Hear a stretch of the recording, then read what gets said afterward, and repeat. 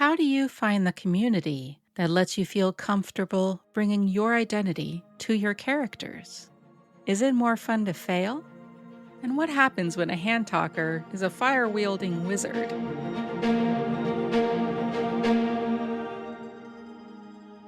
Hello, friends. Welcome to Characters Without Stories, a TTRPG podcast about the roads not yet traveled. I'm Star. This episode, I am joined by Morgan Nuncio, a TTRPG writer and content creator. They have written for Kids on Bikes, Teens in Space, and Jiangshi, Blood in the Banquet Hall.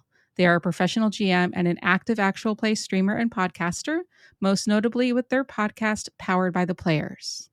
Morgan, I will give you a chance to plug your projects at the end. But right now, do you want to tell listeners a little bit about yourself? Yeah, hi. First off, thank you for having me. And I guess a little bit about myself is that I've been in the indie RPGs for at least a decade now, been playing for at least 2 decades. Ugh. We're not going to get into the numbers. Yeah, I really am the type of person who's really into narrative design games and not only really pushing story games, narrative games, all that stuff. I'm also a huge supportive of BIPOC designers in the community. Black, Indigenous people of color for the acronym. And I'm really just a cheerleader for them. So like I host and support Utopia, which is a TTRPG space and community that's designed by BIPOC people for BIPOC people. So we're just a whole bunch of everybody there. That's awesome. Yeah. And, I want to see other people shine, and I'm trying to make more space at the table for them. So, but in the meantime, I'm just having fun doing what I do. Well, I am having fun watching it on TikTok, and I love hearing about all of your projects. Oh, thank you. So, Morgan, who are you bringing to the table today? So I'm bringing to my table someone who I had a great time at Session Zero designing and talking to the other players about, and then it just never jumped straight off that. This is Lucia, Guadalupe Lozano, or she goes by Luz for short, or Luz, which she, her pronouns. It's for Urban Shadow 2nd edition. It was supposed to be a stream thing and all that, but it just never happened, and that's life, you know? Yeah, that is a common disappointment in the TTRPG space. Mm-hmm. So tell me a little bit about Urban Shadows. Yeah, sure. So Urban Shadows is by MapPad Games. It's actually, we were going to play the 2nd edition, which is still being designed, and I don't know if the PDF's out yet. I think it may be, but the Kickstarter's still doing its thing. So Urban Shadows is an urban fantasy tabletop role-playing game in which mortals and monsters vie for control of a modern-day city. It's a political battleground layered just under the reality we think we know. Vampires, fairies, hunters, and wizards fight to carve out a piece of the streets and skyscrapers, ready to make deals with all those who have something to offer. So it's very like Buffy, Lost Girl, Harry Dresden sort of thing. So you have like all these people in like a modern setting that are monsters that you're playing. Mm-hmm. Kind of an underworld of supernatural creatures. Mm-hmm. Yeah. And what I really liked about it, and it's Powered by Apocalypse system, so it's a 2d6 system. Powered by Apocalypse is my bread and butter. And I played the 1st edition before, so that's how I was like, oh yeah, 2nd edition shouldn't be that much of a difference. And one of the things I liked about Urban Shadows is that you get to make rumors about people that you may know. So let's say the GM introduces a new NPC, and you're like, oh, I may know this person. So you roll to see how you know the person. And then another thing is at the start of each session, you make a rumor of like what people have heard, what may be happening, and then the GM will eventually like link those into the overarching plot and the story of what's going on. That's wonderful. I love the way that it gives the players some input into the world building. Oh yeah, I am all for players in world building. Like, it's actually funny because I'm currently running a arc of Monster Hearts right now, Monster Hearts 2nd edition, and everybody's just ripping off each other. They're building I'm like, okay, what's the school like? Because Monster Hearts is a teenage monsters game. I was like, okay, cool. What do you think this is going to be, or who is in your class with you? And they all start on one thing and then start bouncing around and going off on tangents. I'm like, yes, good. Give me more. Because I honestly, I love these games where it has player involvement from the world building from the get-go, because it allows them to be more invested in the story. Yeah, definitely. They designed it. They're a part of it. And that's why I also love the kids own system, because they do the same thing with world building. So Mm-hmm. Yeah, it's always a lot of fun as a player to be able to insert something into the world and make it canon. Tell me about how characters are created in Urban Shadows. This is because it's a Powered by Apocalypse game. It's uses playbooks, right? yeah, so everybody has a playbook, and every type of playbook is like a different type of monster. So you have vampires, demons, werewolves, so on and so forth. I went with the wizard because typically when we think of wizards, we think of like Merlin or Harry Dresden or some old white man, you know? It's like, I was like, I'm going to make it like a young Latina woman who's barely holding on to her own and still struggling, but has these powers that are like within her, and she's just trying to survive. I think a lot of my listeners are probably most familiar with D&D. And Yeah. so when they think of wizard, they think of somebody who's studying spell books and would consider somebody who's born with innate powers as more of a sorcerer type. Yeah. Is that something that in this game are wizards varied or? They use like things like wizards and mages are like interchangeable as wordage. Mhm. So the main little blurb they have about it, like, mages are among the deadliest and most powerful of all humans. Their ability to reshape the world around them grants them tremendous powers, but nothing corrupts quite like power. It's basically like yourself. So it's kind of like Doctor Strange style wizardry, Mhm. because you'll have a sanctum. You can channel spirits or channel sort of like energies and magics within you. So when you think wizard, typically D&D, it's like very like, I gotta study, I gotta learn it, I gotta work at it. And I Right. think with here, it's kind of like there's a little bit within you, but you also do have to kind of work for it too, you know? But some of your background questions, because typically with a lot of Power Apocalypse stuff, they give you intro questions. And one of them is, how did you learn to wield your magic? How long have you been in the city? What mistakes keep you up at night? What have you sacrificed for your power? And what conflict are you trying to mediate? Interesting. And so those are questions they ask you as you're building your character. Think about like, okay, how did your character get this power? How did your character become a wizard? Mhm. And so for mine, my lineal thing. So basically, she was born and raised in a family of casters, and so the magic's been within her since birth, and it's why she is so young and so proficient. But she's definitely a kinetic learner, so she has to like basically like actually do the moves in order to get it down. Because as she reads in the book, she's like, "What are these words? Why are these in front of me?" Yeah, I could see that. It does. I'm curious now, since you said she's a kinetic learner, Mhm. what does it look like when she casts magic? So, like I said, we never got off the ground, but I think when she casts magic, it's like arm movements and maybe even some finger tutting, like a la the magicians, where it's like almost like the Naruto, like hand symbol sort of thing. But Yeah, yeah. I always love that, where it's like you physically embody like movement into your magic and like move your hands, roll them a certain way, mutter a few words of enchantment, and it just does the thing. Yeah, yeah. So, yeah. So you said that you wanted to go against this kind of old white man trope Yeah. of the wizard. Is that something that you tend to do, is kind of take these, I guess you could say it's kind of a restrictive, it's an outdated trope. It doesn't let a lot of people in, right? Yeah. If you're not an old white man, then you're not part of that representation. Yeah. And as someone who's Latin, I want to I obviously am gonna play Latin characters no matter what I do now. Because Mhm. too many times I went with the grain and played white characters, haven't played someone who I really relate with. But now I'm like playing characters that are more close to home. Mhm. And I've been feeling so much better about it, being able to like dig in and just really relish the Latin, the Hispanic sort of like side to me. And it's been super awesome. So like being able to like take this idea and this like concept of like a wizard and morphing it into someone who's young, who's probably a little naive, a little hot headed, a little disheveled. Probably causes too many accidents with fire, but you know what? She's learning, she's growing, and even though she's powerful, it's about the growth of her becoming who she's supposed to be, and that's what I was really trying to aim for. Yeah. I don't know if they answer your question, but like, No, absolutely. Something you said I thought was really interesting. You said that you have played a lot of white characters before. Mhm. I'm curious why you made that choice. Honestly, and I think I said this in another podcast too, because we're talking about it. And I think the reason why I did that was because it was safety within the culture. I was still young. I was still very new to like everybody and anything, that I kind of just try to fall within the scope of comfort of the white tables I was at, you know?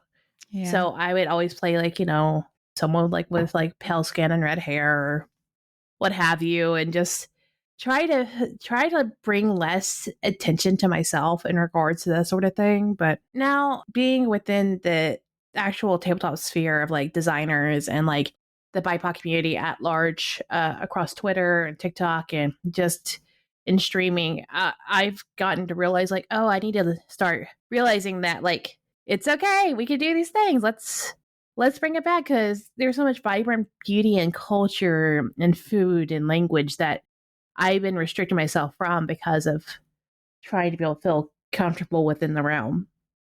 I mean, I'm glad that you were able to find your comfort and your confidence in order to feel like you could do that.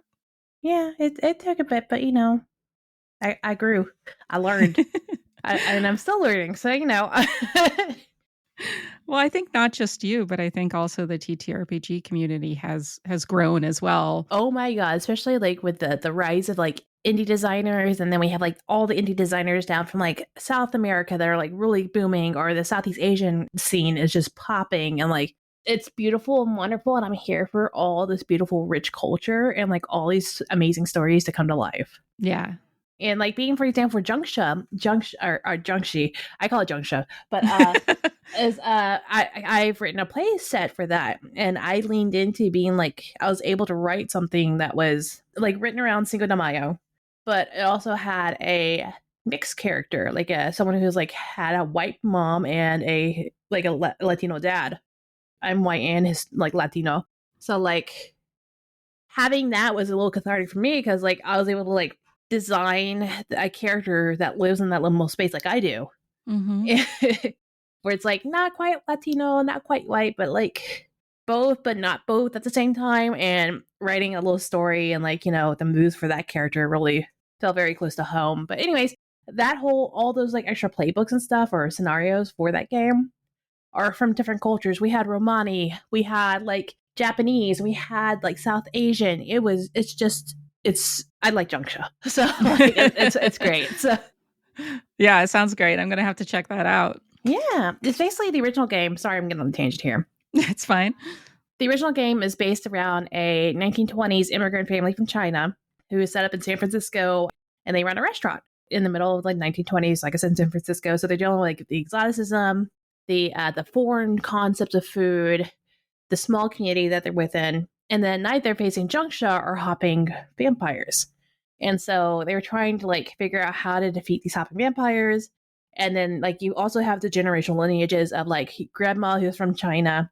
And then you also have the parents who are trying to blend in. And then you have the kid who's truly trying to assimilate into the culture. And so it has this like scale of stuff, and it's pretty fun. I really like it. It really dives into those stories, and it's really cool to do. It sounds like you like a lot of games that exist in the modern world, but have fantasy elements. Oh my god, I prefer modern fantasy versus like medieval fantasy any day of the week. Like I would play modern fantasies till the cows come home. Like it's I don't know, like there's something about like the idea of like taking what we know and giving it a twist and giving a little more imagination and hint to it. You know, I just growing up, I guess it's just the type of books I've read and that what really triggered within me, instead of like, you know, going off on an adventure on like some grassy knoll, like, and fighting like large eagles. I don't know. I was trying to do like a Lord of the Rings reference, but like I'm very bad at it. Yeah, so like I love like even like dark fantasy like shows like Heroes. Sense8's my favorite like show ever. Just as like modern fantasy sort of like designs I really enjoy, because it's like oh yeah, that's really cool. Like what can we add to the story of like the real world? Like what can really be underneath it? Yeah. And Urban Shadows is very much in that vein. Mm-hmm. So your character is a wizard in a world where maybe wizards aren't known to the general public. What is that like for her? Does she have to hide? How much is she integrated into the kind of normal world? One of the things she has is a sanctum. And so her sanctum is actually an old antique shop. So she runs this antique shop, like, hers is like her sanctum's like the attic, but like downstairs is like this like really like cluttered and like kitschy sort of like antique shop. That the type of ones that you have to like walk sideways in like some areas because like it's too crowded. Oh yeah. Yeah. And so she sells antiques. She does that. But her family has money, and she doesn't have any physical like indications that she's, a vampire or like a fairy or anything. So she can like go in and out like of the mortal world easy peasy. So I guess, she has a benefit over vampires and werewolves and fairies. Yeah. Mm-hmm. Why does she run an antique shop? It just I'm trying to remember, like I designed this character like 2 years ago, so I'm like why did I do this? But but if reading over stuff and like as I was looking through the things, I think it's just because it's like the fun kitschy stuff of old. Everything has a memory to it one way or another, and so even if it's someone discarded it, it still had some history, something that vibrated off of it at one point in time. So maybe she enjoys seeing like and thinking about like, oh, what could have this been? Like, who could have owned this like creepy Victorian doll before it came into my shop? It's surely not haunted, but it could be. But like, nah. I think an antique shop is also a really interesting opportunity to do some world building because every single item in there could have a story that could affect your world. Yeah. Like, for example, I was thinking about it. I was like, maybe one day, like, some weird, like, antique, quote unquote, got dropped off or came into her possession. And someone else is like a rare, like, man from like, some sort of other dimension or portal. And she's like, all right, I'm going to toss it in the corner with this stuff. And then, like, just have this whole thing of like her, like, oh, shoot, that's an actual thing. I should probably hide this. Mm-hmm. When I think of being somebody who possesses magical abilities in my kind of contemporary world, I think of, wow, there's so many things that magic could make easier. Is there kind of maybe a code where she has to keep it a secret, or does she use magic in her everyday non-supernatural world life? She does, but most of it's by accident. Mm-hmm. She, like I said, she's still learning.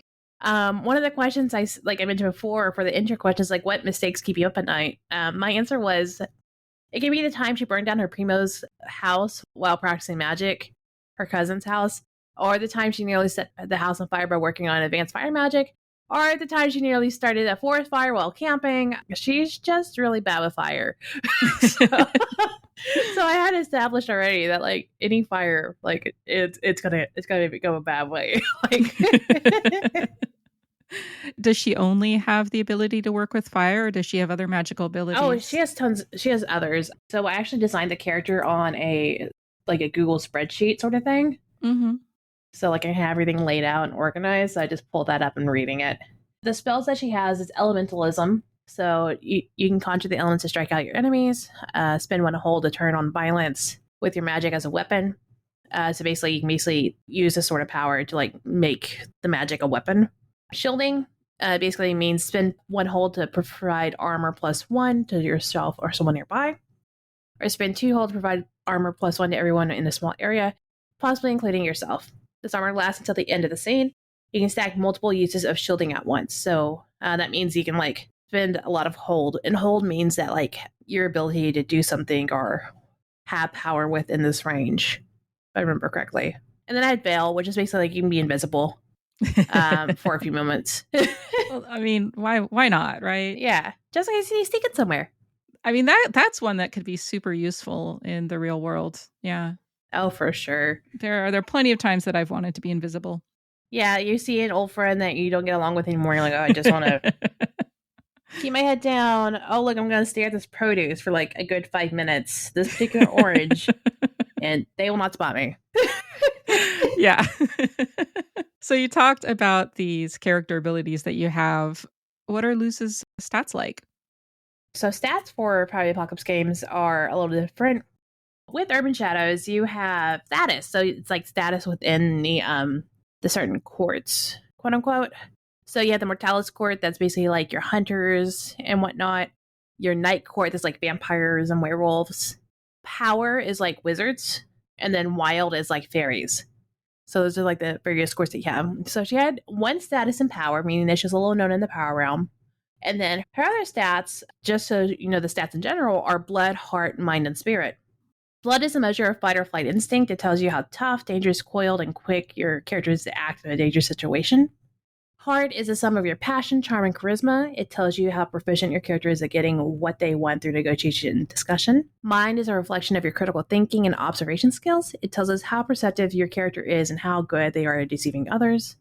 And spirit gauges how you're connected to the other and your force of will. It tells us how focused your character is under pressure and what kind of connection they have to the supernatural. So my character has a 0 in blood, 0 in heart, a +1 in mind, and a +1 in spirit.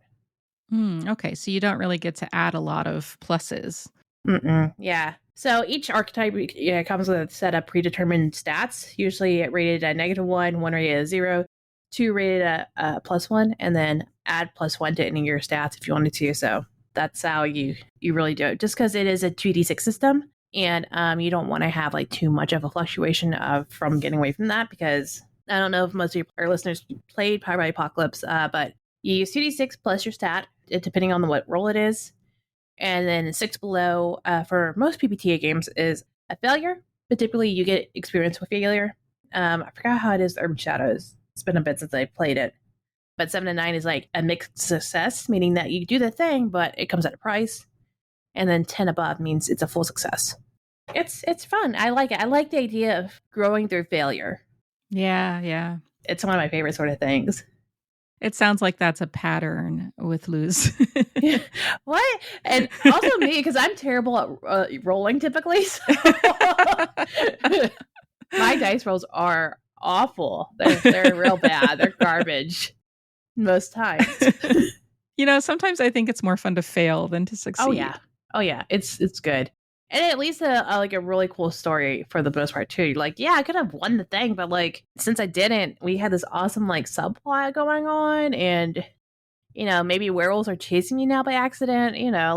Yeah, definitely. So, what does Luz look like?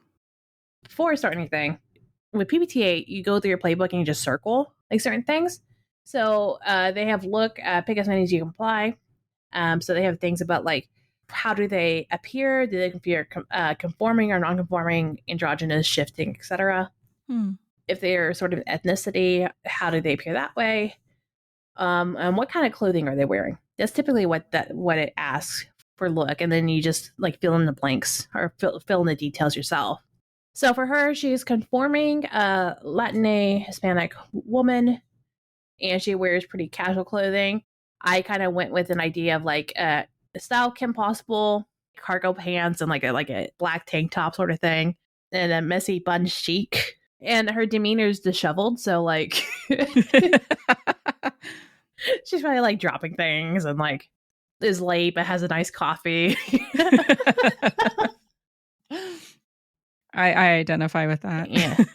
And for me, I to help me understand like how they look a lot more too, I also like look up actresses or actors that I'm trying to get the feel for. So I decided like to use this actress named Lindsay Morgan. She's like in the 100, and she's in a bunch of other shows as well. I felt like, oh yes, this is like who I picture her sort of looking like. If my character was to be like in a movie, I would like want her to be like the main actress, sort of thing. Yeah, I always do that for all my characters. It also helps me like find out more like Latino and Latina like actors in general. Yeah, like actually at one point I was making a Blades in the Dark character, and I was like I want someone who's like a gymnast almost. So I actually went through the Mexican gymnast team.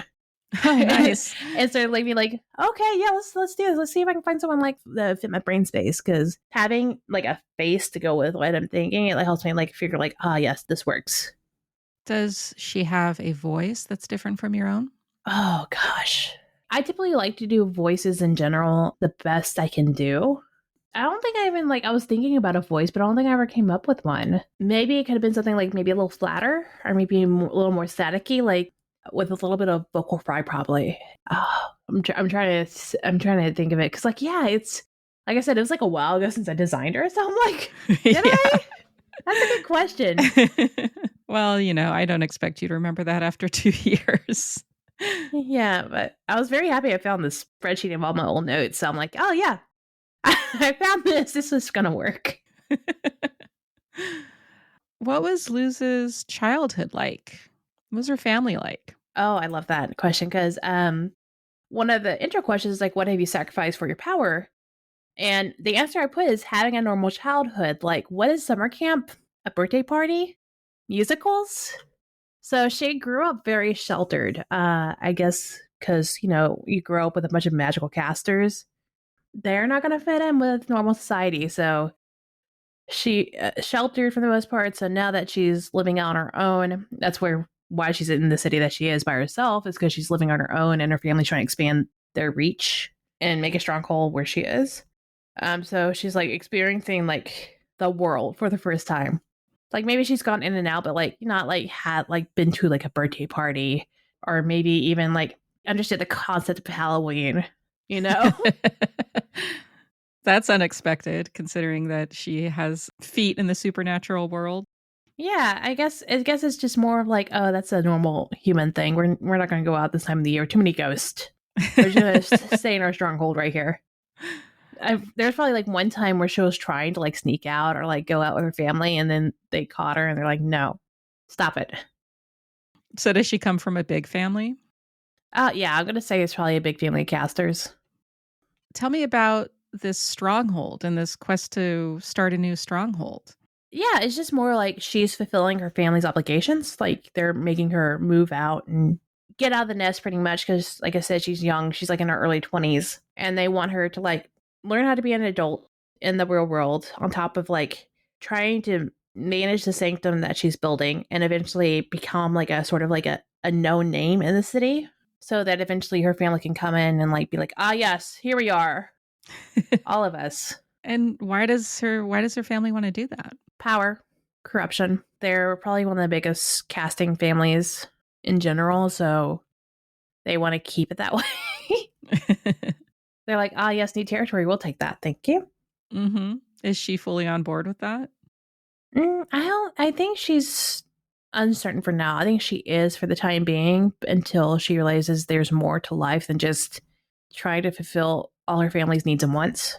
So I think that would have been great gameplay to really dive into and see her finally reach a struggle with that. I can imagine it must be really lonely to not have much contact with the outside world, like you were saying, to not be in school and going to birthday parties and things like that. Do you think that she's lonely in this new place, or is she finding friends? She's finding friends, from what I know. With most of the Power Hawkins games, you have like character connection sort of things to other players. Like, for example, she was helping someone keep a dangerous secret from powerful members of their circle, and they owe you a debt. Oh. So I don't think it's more like a friendship. It's more like they owe you sort of situation. They work together. Another one was, someone you go to when you get into trouble providing information or muscle to get things done. You owe them 2 debts. And then the last one is someone tempted your ward away from you and into danger. As somewhat is it cost your ward to walk that path and they owe you a debt. So that's like something like a, hey, you owe me, come on, let's do the thing sort of situation. Mm-hmm. Providing very tangible links between the characters. Mm-hmm. Yeah. And since I mentioned the ward, I haven't brought this up yet, but Luz has a ward that they watch after, and their name is Katrin. They, them. Katrin is a Fey child, now in the teens, is lined up to be the next line to the throne for the fairy realm, but isn't emotionally available / mature enough to be. So that's why they're hiding out with Luz and away from the fairy courts. And basically, the thing is, a status 3 member of your circle has charged you with caring for an important ward. They live and dine with you. Their safety is your sworn duty. Basically, it shows they're heir to a powerful position and inheritance, and they are the secret child of an influential and powerful enemy. Mm. And why she agreed to this is because her membership in the faction compels your agreement, yeah. And you hope to redeem yourself for a past failure. So, you remember that thing with fire?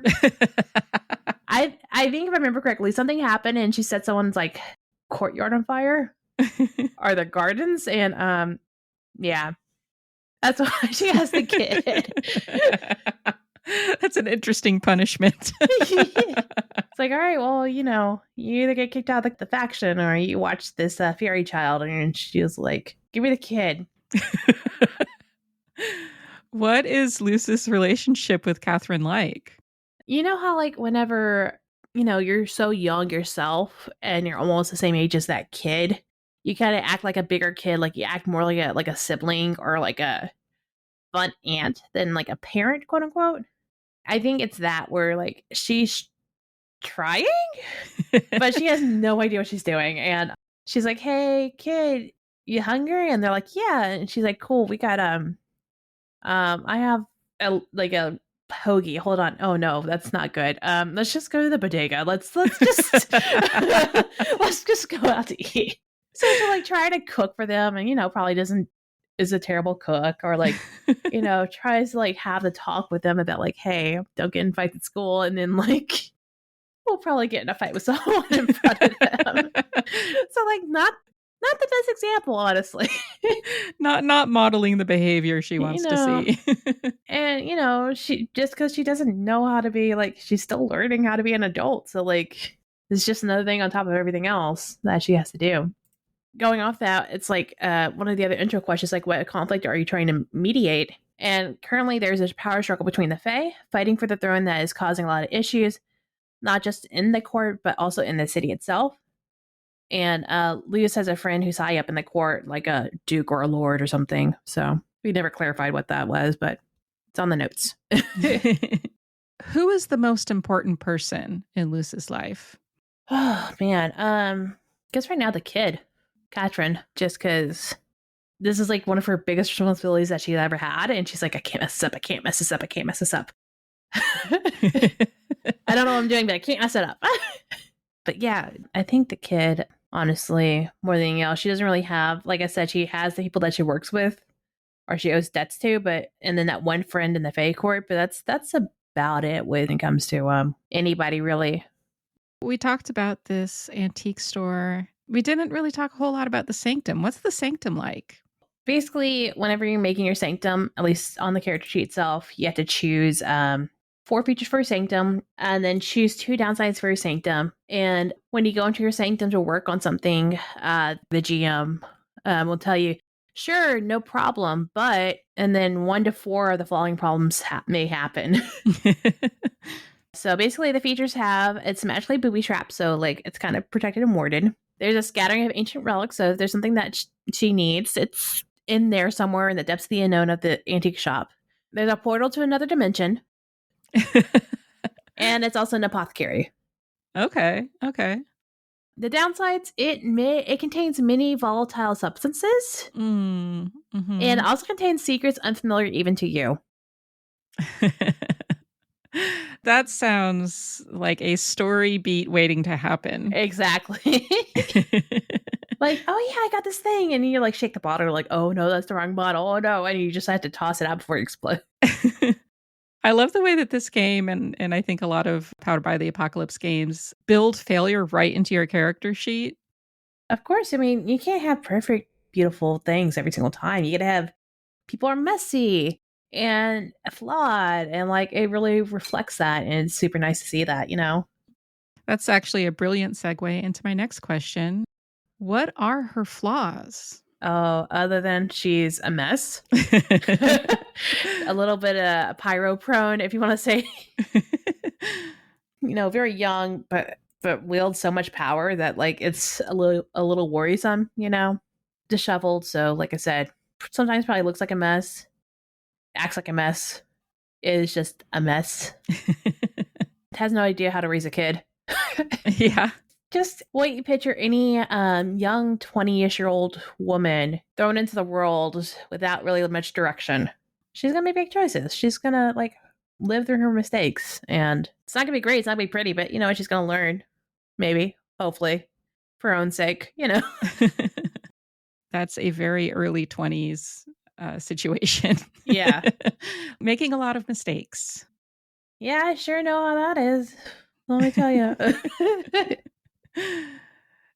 Does Luce have an ethical or moral code or a motto? That's a good question. I think it's just be a decent person. If you screw up, try to charm them, and then eventually face your consequences if you can't, like, win them with a smile, like, sort of thing. Like, sorry, officer, I was going so fast. I didn't mean to. But I think that's it. I don't, I definitely don't have it written down. So yeah, it's just something that she tries to be helpful because actually looking through my character sheet, one of her triggers for corruption, meaning that eventually she can fall into the darkness of the power itself, is when you ignore a genuine plea for help from someone vulnerable, mark corruption. So that's like builds into like you can go to the dark side quickly if you do that.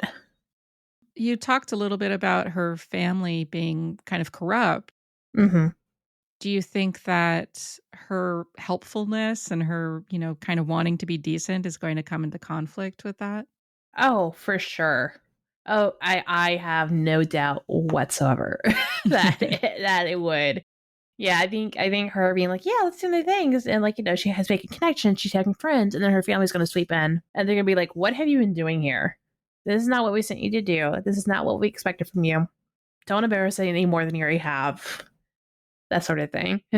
Yeah. So you've built a lot of characters for Powered by the Apocalypse games, Mm-hmm. I imagine, in your Oh time. yeah. Yeah, just a few. How do you start when you're building a PBTA character? Yeah, so first off, it depends on like what you're playing. For example, Urban Shadows is like dark fantasy, modern fantasy. Mask is like a teenage superhero game. Yeah, Monster Hearts is like teenage monsters. You have Night Witches, that's World War II Soviet women flying outdated biplanes. It just really depends, first off, looking at the game that you're playing, and then like within that genre, because a lot of them are genre and emulators. What calls to you? What speaks to you? What are you leaning towards at the time? Like choosing what you want to play, because playbooks themselves lend either to a trope or an idea or a concept or a type of like superhero. So it's really depending. Like whenever I started my podcast, I would ask people like, for example, like I was running Mask. I was like, all right, cool. Introduce yourselves and then tell me like who is your favorite superhero. So I had an idea if they needed help figuring out who they could play. Like, I was like, oh, so I know you said you like Thor. Would you want to play someone who's like has like these certain powers or like has a sort of like mindset? It's really depending on like what they want to play or what they want to get out of the game. It just really depends on like what's calling to them at the time because there's so many playbooks. Yeah. And playbooks can be overwhelming at points. Like Monster Hearts 2 has the original like I think 8 or so that you can choose from. And then so many people have made like additional playbooks. That's like it's like over 20 now and it's like, oh god, there's so many. Why are there so many? It could be a lot. And so yeah, you just glance them over. Typically each playbook has like a blurb that you can read that can get you the essence of the character. Like what I read earlier about the mages are among the deadliest and most powerful of all humans. So it's a quick like little 2 to 3 sentences that you can read about each playbook and be like, oh, okay. And if something pulls at you, you can just look at it and keep going. And what I love about PBTA is no one can overlap with character choices because one playbook per person. Okay. So it allows you to like have a range of stuff. Right. You have a very specific role. Mm-hmm. Then you don't have to worry about other people, kind of trying to fill that particular role as well. Yeah. When you personally are making a character, are you just kind of looking through the playbooks to see what kind of grabs you? Or do you come in with an idea and then find a playbook that fits? For me, honestly, it's kind of like what grabs me. I'm typically also the last person to choose something because I'm like, I don't know. Like, let me hear what you're thinking and then I'll go try to fit something in. Like, I'm that type of person. So I think we had like a vampire, we had a some demon thingy, and then we had something else and I can't remember what it was. we had like a mortal, like just someone who's just straight up mortal. And like, I was like, let me play like a powerful mortal sort of person. Just like, try to fill in the circle us out sort of thing. So, because I like feeling in the hole, or like, coming in with a few ideas and just like being like, okay, if you want this playbook, sure, I have like 2 other options I can choose from, But some people were like, yeah, I want to play this type of character, play this type of thing. I'm like, yeah, they have that for you. Get at it. Proud of you for making a decision, because I sure can. I can imagine with 20 playbooks like you were talking about with Monster Hearts, it can be kind of paralyzing to have that much choice. Yeah, and so like I'm currently running Monster Hearts for a home game, and I was like, if it's too much, just pick from the original like 8, because those original 8s were designed by the designer for a certain reason to fit certain niches. So like, go with those. I don't mind at all. So most of the players did go with the original 8 stuff, and then one player decided to try one of the other playbooks. So I'm like, all right, that's fine. I don't mind. Do it. If you do get a chance to play loose, what are you excited about? Just the possibility of trying to see this world from her fresh perspective of like life and what she knows, having to deal with the choices that she has to make, and growing as a person who lives in this world and also a part of this other world and has magic. Oops. And just trying to figure out how she fits into all the societies, and how she can like do what she can and not become like her parents. I think that's the main thing, is like not become, break that generational trauma. Yeah. I feel like a lot of people are bringing kind of family dynamics into TTRPGs, whether their family's dead, as weirdly often is the case, or... Yeah, and I actually enjoy having family that's, in my characters and stuff, because it gives you more NPCs to play off of. Honestly, it gives like more stakes to your character, because if they have a family that they care about, like back home, and they're getting threatened, that gives your character motive to like do what they're doing. Like currently I'm playing a D&D character who is an orphan, but like her parents aren't dead. She was just dropped off at a temple. And I kind of put in my backstory, like, it was rumored that one of her parents was like a high, well-known official, but like it's all hush hush and rumors. So I leaving that in the GM's hands to do whatever he wants with that. So. Yeah. Luce, do you admit to mistakes when you make them? I'll own up to them. Be like, oops, my bad, sorry. Do I like doing that? Not really, but like, I kind of have to, because it's obvious that I did it. Things don't really catch on fire. Well, yeah, it's a little hard to hide when you're setting things on fire. Yeah. Especially when your hands are like waving a certain way, and like I talk with my hands, and sometimes I forget they do things. I love it. Because I also talk with my hands, so like, sometimes I accidentally hit things, so I understand. Yeah, I'm a hand talker as well. I've gotten shit for it, so. You understand. I understand, yeah. I'm also a klutz, so it's like I get both sides of that too. Same. So like I'll swing my hands and like hit my elbow into something. I'm like, Yeah. Well, Mo, thank you so much for coming on the podcast and for sharing Luce with us. Thanks for having me. This was a bunch of fun. Yeah, I really enjoyed talking to you, and I hope you get a chance to play her someday. One day. If there's anybody who runs Urban Shadows, hit me up. Yeah. Talk to me. let me play her. You hear that, listeners? That's your call. Run Urban Shadows so Morgan can play. I don't know why I'm pointing at the camera and the camera's off, and it's going to be a podcast. So I'm just like, you listener.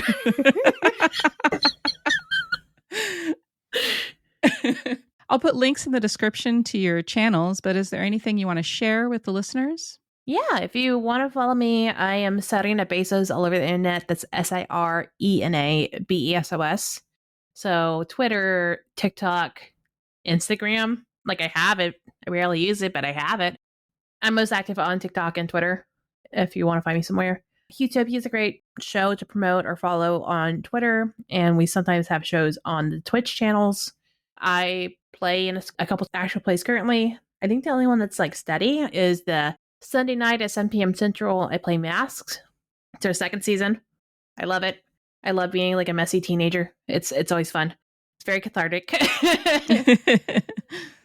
But after that, I write and I do things, and so you'll sometimes see my writing in the world. So if you want to figure out what I'm doing, it's just best to follow me because Twitter's an endless void. You can find me on TikTok at StarMamaC. That's StarMamaC. You can also listen on YouTube. Just search for Characters Without Stories or follow the link in the description. Please like, subscribe, rate, review, and share with your friends. I'm just starting out and I can't adequately express how much it means to me that you've given me some of your valuable and limited time. Thank you. If you'd like me to send you a free button, email me at characterswithoutstories@gmail.com with your address and something you like about the podcast. I'm currently accepting submissions, particularly for non-D&D characters, so if you'd like to share your character, you can go to the submission form at characterswithoutstories.com. Thanks for listening, and may all your characters find their stories.